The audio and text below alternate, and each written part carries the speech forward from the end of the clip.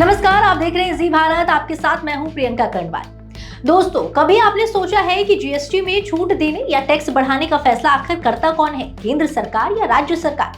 असल में ये काम होता है जीएसटी काउंसिल का। आज हम आपको समझाएंगे कि जीएसटी काउंसिल कैसे काम करती है, इसमें फैसले कौन लेता है और इस बार बैठक में क्या बड़ा बदलाव हो सकता है।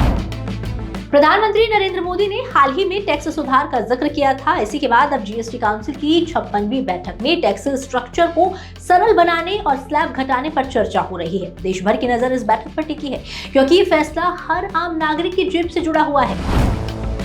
जीएसटी काउंसिल देश की सबसे बड़ी टैक्स नीति बनाने वाली संस्था है। इसकी अध्यक्षता केंद्रीय वित्त मंत्री करती हैं, जो फिलहाल निर्मला सीतारमण है। काउंसिल में कुल 33 सदस्य होते हैं। इनमें से 2 केंद्र सरकार की ओर से और बाकी सभी राज्य व केंद्र शासित प्रदेशों के वित्त मंत्री होते हैं।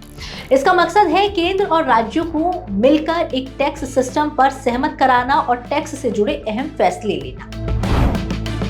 काउंसिल में ज्यादातर फैसले आपसी सहमति से लिए जाते हैं, लेकिन अगर सहमति ना बने तो वोटिंग कराई जाती है। किसी भी प्रस्ताव को पास करने के लिए 75% वोट जरूरी होते हैं। केंद्र के पास 33% वोट हैं, जबकि राज्यों के पास मिलकर 67%। इसका मतलब है कि ना तो केंद्र अकेले कोई फैसला कर सकता है और ना ही राज्य। हर बड़े फैसले के लिए दोनों का साथ आना जरूरी होता है।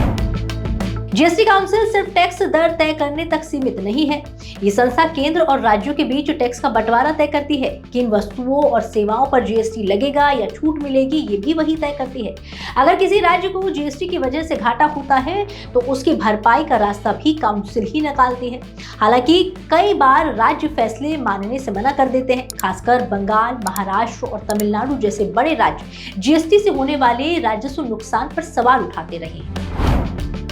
जब 2017 में जीएसटी लागू हुआ था तो मकसद था एक देश एक टैक्स। उस समय 4 टैक्स स्लैब बनाए गए थे, 5%, 12%, 18% और 28%। अब काउंसिल के सामने प्रस्ताव है कि इन्हें घटाकर सिर्फ 2 स्लैब कर दिया जाए। पहला 5%, जिसमें जरूरी सामान और सेवाएं शामिल होंगी, और दूसरा 18%, जिसमें बाकी ज्यादातर वस्तुएं आएंगी। इससे टैक्स सिस्टम और आसान होगा। हालांकि कुछ राज्यों का कहना है कि इससे उनके राजस्व पर असर पड़ेगा और घाटा बढ़ सकता है।